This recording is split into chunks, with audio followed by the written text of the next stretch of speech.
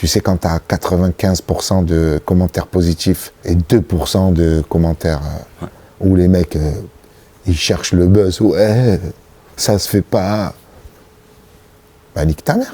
Frérot, fais-lui un kiff, ramène-la au resto. McDo? Oui. McDo? Mais prends un menu XL, hein, fais pas le bâtard. Hein. McFirst. Ouais, il est dur. En fait, c'est très simple. On m'appelle Marseille parce que moi, je m'appelle Redon Bougueraba et tu as beaucoup de gens en France. Quand je suis arrivé à Paris, ils n'arrivent pas à dire Bougueraba. Ils m'identifiaient comme un Marseillais par rapport à l'accent. Ah, il y a le Marseillais, le Marseillais, le Marseillais. Donc, c'est devenu mon nom de famille, le Marseillais. Du coup, les gens m'appelaient Marseille ou le Marseillais. D'où le titre. Ah, il y a Marseille, d'où on m'appelle Marseille. Ça t'énerve pas qu'on te réduise à là d'où tu viens? Ça a toujours été comme ça, on a toujours réduit, c'est l'être humain qui est comme ça, c'est toujours été réducteur de mettre des gens dans des cases, dans des accents, donc ça fait partie du game. Il faut être plus fort pour que maintenant c'est Redon Bougueraba. Prochain, ce sera peut-être on m'appelle Redon Bougueraba, mais comme les gens le savent, on va changer. Qu'est-ce qui fait un bon Marseillais, selon toi? Un bon Marseillais, c'est la ferveur de l'Olympique de Marseille, c'est ça. Tout simplement. Tout simplement. T'es Marseillais, tu supportes l'OM. Tu dis on appelle la police, 14 ans, nique la police, il part dans un craquage. Non, mais ça... Les amis... Ça se tient. On essaie de faire le maximum de choses qui nous plaisent. Moi, ce que j'aime vraiment, c'est la scène. Monter sur scène, avoir la réaction du public, faire les blagues, faire des impros, présenter des sketchs et d'avoir les gens qui rigolent. T'as cette adrénaline qui est instantanée parce que t'es là, tu sais que t'as fait rire. La télé aussi, c'est bien, de temps en temps, j'interviens. Je kiffe parce qu'on est entre copains, c'est une bande, c'est plus un truc chill. Est-ce que tu penses aussi que faire la télé, ça ramène aussi des gens dans la salle? Je pense pas. Pas Je spécialement. pense que la télé, c'est un média qui appartient à notre époque. Il appartient à notre époque. Ce qui ramène vraiment des gens au spectacle, c'est les vidéos sur Internet, c'est le bouche à oreille. Les gens qui viennent te voir dans un théâtre et qui se régalent et qui disent « on était au Cirque Royal, on s'est éclaté ». C'est là que tu vas ramener des gens au Palais 12. Bon, les gens au premier rang, vous êtes au courant, ça y est. Vous êtes au courant que c'est le de mer, hein. Moi je vous dis. J'ai toujours fait ça. J'ai toujours fait de l'impro. Et après de le mettre en scène, c'est un autre exercice. Cette répartie, je l'ai toujours eu. Tu vois, c'est un talent que j'ai eu, que j'ai pas travaillé. Il y a beaucoup de facteurs qui font que l'impro, c'est pas tout le monde qui peut la faire. Il faut qu'elle soit bonne aussi. Et après, même si elle est bonne, il faut la répéter tous les soirs. Parce que c'est jamais le même public. Donc tu peux avoir un coup de chance ou sur un truc, t'as fait rire des gens, mais c'est le lendemain, il faut être bon. Est-ce qu'on peut s'entraîner à improviser ou pas? Je sais pas, y a pas un mec qui vient, des coachs d'impro, vas-y, mets-toi là, c'est quoi ça? Ah, une banane. Je dis non, soit tu l'as pas.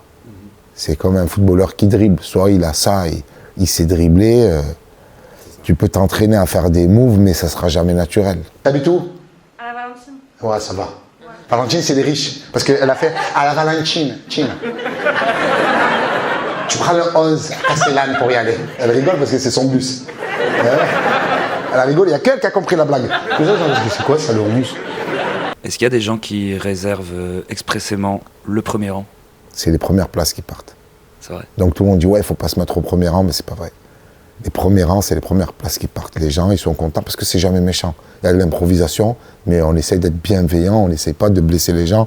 Le but du jeu, c'est que tu viens voir un spectacle, tu oublies tes problèmes. Tu te dis, l'espace d'1h30, ma femme, elle me fait chier, mon mec, il me fait chier, le mec au boulot me fait chier, la meuf au boulot, elle me fait chier. Il fait pas beau, je suis fatigué, je suis malade, je me sens pas bien.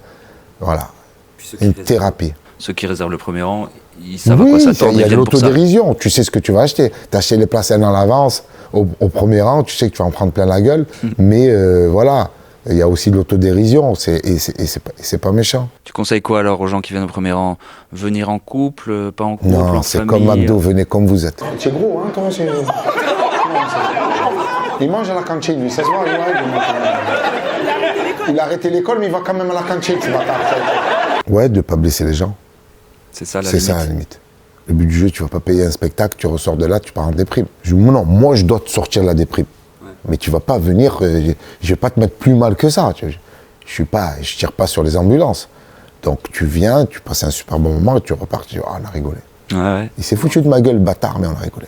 Comment tu vois ça? Parce que finalement, blesser quelqu'un, bah, peut-être que tu vas dire quelque chose, quelqu'un ça va pas le blesser. Tu besoin d'être acteur, t'as quelqu'un qui rigole et tu le perds. Tu vois la tête du client, tu vois comment il peut passer d'un rire à un rire jaune, à une crispation, se lever et se barrer. Il y a des artistes qui font ça, les mecs qui se lèvent, ils se barrent. Ça t'est déjà arrivé, ça? Non, jamais. T'as jamais quelqu'un qui a mal pris quelque chose? T'as des gens qui se sont levés, qui sont partis pisser parce qu'ils rigolaient tellement qu'ils n'arrivaient pas à se contenir.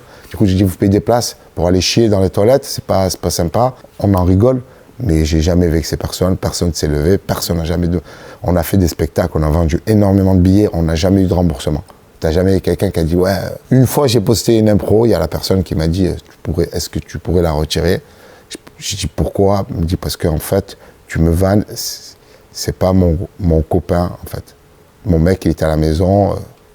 En fait, elle trompait son mec. Ça arrive sur les réseaux, tu imagines, elle allait être affichée, tout le monde reconnaissait son prénom, son métier. À la voix, tu connais ton mec ou ta meuf à la voix. C'est clair. Les potes, elle dit, ah, mais elle n'est pas venue avec Stéphane, elle est venue avec Aziz. Ça la fout mal. Ça la fout mal. Donc, j'ai réussi à retirer la vidéo.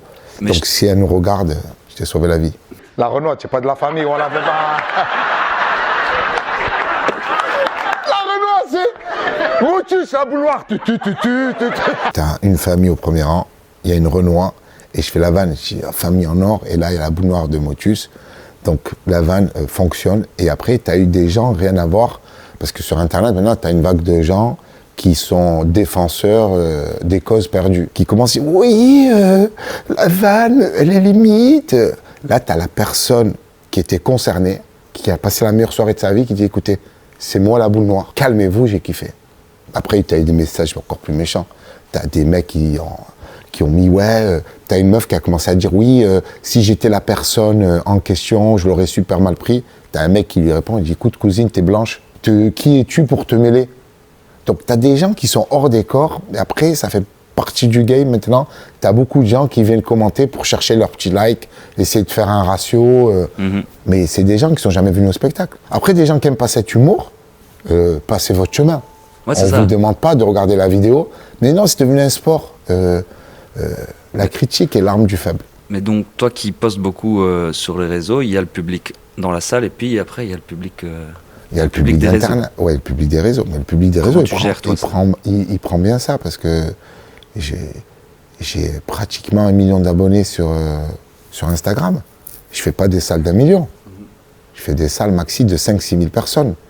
Donc ils sont plus nombreux à regarder qu'à venir en salle, parce que tu ne peux pas faire des capacités. Donc, on va y arriver avec la tournée et multitude de dates. Les gens qui kiffent sur les réseaux, parce que moi je fais la photo avec tout le public à la fin, ils viennent me voir et ils me disent qu'on a plus rigolé dans la salle que devant la vidéo. Parce que devant la vidéo, tu regardes, tu es dans le lit, il y a ta femme qui est à côté, tu ne veux pas rigoler. Ou inversement, tu as beaucoup de gens qui regardent les vidéos dans le lit, ou tu es à la maison, tu es déconcentré, ça parle, ça truc.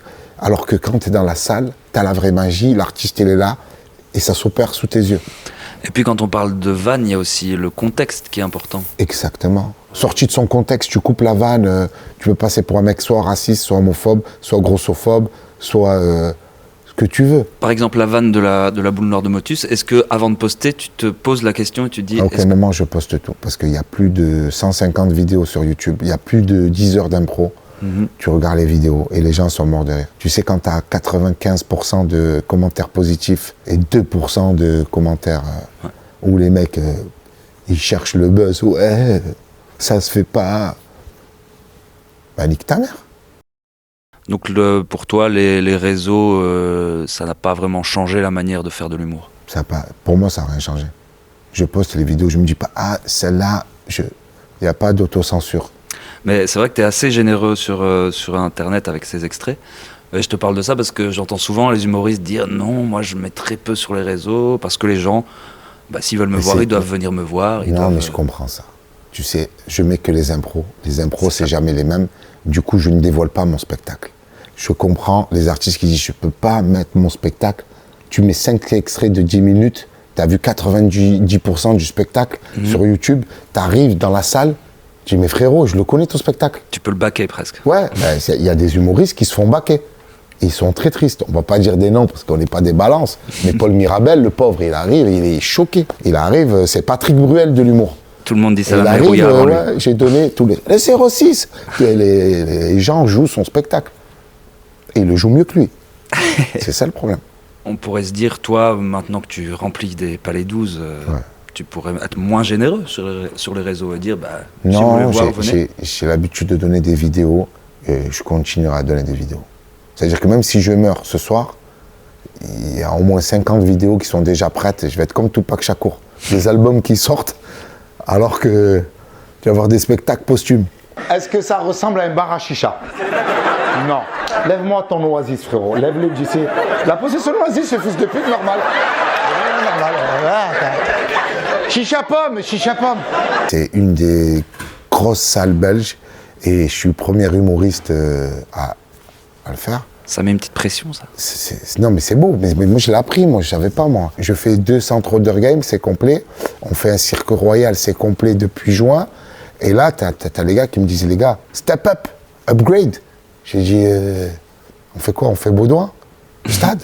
C'est ce que j'allais dire. Tu t'es chauffé, là. Essaye de remplir le Palais 12. Et là, on a le challenge de remplir le Palais 12. Et ça se passe super bien. Du coup, on a rajouté des places. Et là, ça va être la folie. Ça sera le 13 mai. On sera au Palais 12 et peut-être en faire 2. Et je deviendrai deuxième humoriste à faire le Palais 12. Tu seras le premier et le deuxième en même temps. C'est beau. Après, je serai obligé de revenir parce qu'il n'y a jamais 203. Et après, je prends la nationalité belge et je joue avec l'équipe nationale. Puis le Stade Roi Baudouin. Et puis, après, c'est parti. Johnny, vous allez m'appeler. Nous, on est chaud. Hein. Moi aussi. Laissez-moi donner la joie, la bonne humeur. On recherche ça de moi. Mais qu'est-ce que je fous là, faire le Moi, je suis l'homme Drake. Entre nous, non, mais avec d'autres humoristes, oui. T'as une compétition où tout le monde regarde ce que l'autre fait. Ah ouais, il a fait ça. Moi, je vais faire ci, je vais faire ça. Il y a un petit truc de... Pas malsain, mais il y a un truc de compétition de... Tout le monde regarde ce que fait l'autre. Mais nous, on est des potes, on se connaît, on n'était pas connus avec Roman. Et voilà, on a avancé ensemble, il m'a ouvert la porte. Maintenant que je suis connu, on est là, on fait des projets ensemble, on ne se lâche pas. On a partagé des moments difficiles ensemble, donc c'est normal qu'on partage des bons moments ensemble. C'est plus facile de partager les bons moments avec les gens avec qui tu as partagé des moments difficiles. C'est la suite logique. Et ce programme Amuse-Bouche, ça nous fait kiffer parce qu'on voit beaucoup d'interviews, mais on voit pas des interviews. Tu te dis, putain, mais moi, si j'aurais posé cette question, j'aurais dit, parle-moi de ça, je l'aurais bousculé sur ça. Et on a cette légitimité, parce qu'on est des artistes, d'aller parler de certains trucs que peut-être des gens qui interviewent normal ne peuvent pas faire, tu sais. En tant qu'humoriste, tu as peut-être plus de marge de... Quand c'est un artiste qui vient, tu te fais interviewer par Vincent Cassel, il te dit, tu mets des slips de quelle couleur? Tu vas lui dire, ouais, violet. Tu réponds. Toi, tu me dis, tu mets des slips de quelle couleur? Je me dis, tu te prends pour qui, toi? Tu vois ce que je veux te dire? Je vois. T'as vite une remise en place qui s'effectue et t'es vite remis en place, tu vois? Donc. Puis ça met les invités dans un certain mood aussi, j'imagine, d'être face à 4 humoristes. Les gens ne voient même pas que c'est une interview. Et c'est même pas une interview parce que c'est Amuse-Bouche. On met. C'est une discussion. Il y a peut-être une discussion de 1h30, 2h, et on poste peut-être 10-15 minutes max. On va mettre 4 extraits de 3-4 minutes. Les gens voient ça, consomment comme une amuse-bouche, kiffent et disent « Ah, c'est déjà fini ?» Ben ouais, c'est une amuse-bouche. Vous avez reçu des rappeurs notamment, il y a eu Kobalade. Kobalade. Et ça, je trouve ça marrant de voir des On a arrêté de recevoir les rappeurs. Hein. Ah ouais? Ouais. Parce qu'après, dès qu'on les reçoit, ils se font incarcérer. On s'est dit « Est-ce que c'est nous les chats noirs ?» On veut plus ça. On veut pas être pris pour des chats noirs. On n'a rien à voir avec l'incarcération des artistes. Nous, on voulait faire juste des interviews à la base. Non, c'est triste ce qui lui arrive, mais on fait le rappeur. On a fait NASA aussi, ça s'est super bien passé. Ouais, parce que moi je trouve ça justement intéressant de voir des artistes. Bon, alors NASA, il est quand même dans un côté gaulerie, mais un Kobalade, il y a quand même ce côté street cred, sérieux. Mais il est très gaulerie. Il est très marrant, il utilise un argot, des mots, il est très talentueux. Tu es avec des humoristes, on arrive à sortir de toi des anecdotes qui sont marrantes, qui sont drôles. Mais voilà, on essaie de faire des artistes captivants. Tu as attrapé un coup, live pour New York, c'est pas la mienne, tu le... Moi je crois car l'islam, mon oxygène. C'est notre vie, notre vie, notre joie, une Guinée. Comprends pourquoi tu ne fais pas le poids. Oh non. Ouais, tu peux nous raconter ça? Ben, écoute, à l'époque, t'avais des Marseillais, c'était un concert avec plusieurs artistes, Zénith de Toulouse. D'ailleurs, je fais le Zénith tout seul. Donc j'ai fait avec eux le Zénith, donc ils m'invitent pour le morceau Taquet. On est dans les loges, donc nous on fait fait partie de l'entourage, j'étais un soprano, et il me dit, les gars, on fait le Marseille, le morceau au taquet, il faut qu'on soit au taquet, il faut qu'on soit plein sur scène, il faut que ça pète, vas-y Redouane, viens. Il y avait d'autres poteaux, il y avait DJ Gel, la Funky Family, il y avait plusieurs personnes sur scène, et on s'est retrouvés sur scène, mais c'était une envie de représenter Marseille sur scène, et je me suis retrouvé sur scène. Mais je faisais pas d'humour, rien du tout. 20 ans après, j'ai refait le Zénith tout seul, le même Zénith, mais en blague, c'est ouf, hein. Le coup de pute par qui il est venu. Tout le monde pouvait me faire ça, mais pas toi, ma soeur. Tu as perdu 15 miles sur ta carte Hassanat. Non, je te dis. Ouais. J'ai une grosse résolution. C'est quoi? 2023, parce que je paye beaucoup les additions, moi. Et tu sais, on se bat pour payer les additions. Donc 2023, dès que je vais pour payer une addition, qu'il y a un mec qui va me dire non, là c'est pour moi, je me bats plus, je fais oui, merci. Efficace. Ouais, c'est efficace. Je vous donne la technique. Dès qu'il y en a un qui fait le mec, ouais. C'est parce que t'as des bluffeurs, t'as des mecs qui disent non, mais laisse, non, mais toi laisse, non, laisse. Après, tu te retrouves à taper ton code. Là, maintenant, dès qu'il y en a un mec qui me dit laisse, ok. T'as voulu faire le mec, khalas.